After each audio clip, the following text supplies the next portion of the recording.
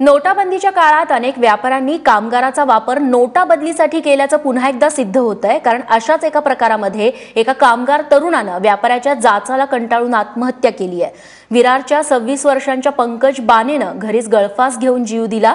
पंकज बाने हा विरारमधल्या राजाराम चौधरी नावाच्या व्यापाऱ्याकडे कामगार होता। नोटाबंदीच्या काळात हा व्यापारी कमिशनवरती नोटा बदलून द्यायचा।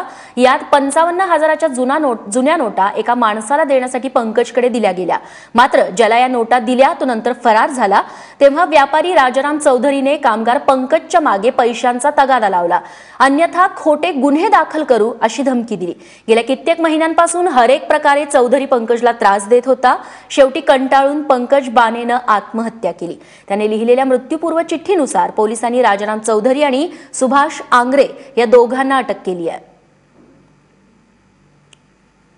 त्या चिठ्ठीमध्ये त्यांनी भरपूर काही लिहिलं की त्यांनी काय काय त्याला कसं फसवलं वगैरे, किती महिने मी कामाला होतो हे सर्व सांगितलं लिहिलंय।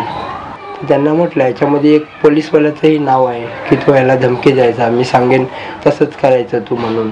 तो किंवा सुभाष आणि तो राज याचे दोन कोण साथीदार यायचे त्याला धमकवायचे, ते कोण आहेत असं मी साहेबांना विचारलं। मयत हा आरोपी क्रमांक 1 राजाराम गमनाराम चौधरी याच्याकडे कामाला होता। माहे ऑक्टोबर ते डिसेंबरच्या या कालावधीचा पगार मागण्यासाठी गेला होता।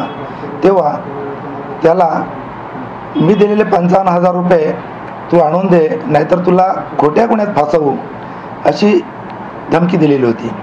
आणि त्या कालावधीत आरोपी क्रमांक 1 आणि 2 हे मैताच्या घरी पण गेले होते आणि त्यांना 20 तारीख ही दिलेली होती आणि त्याच तारखेला मैताने गळफास लावून आत्महत्या केलेली आहे।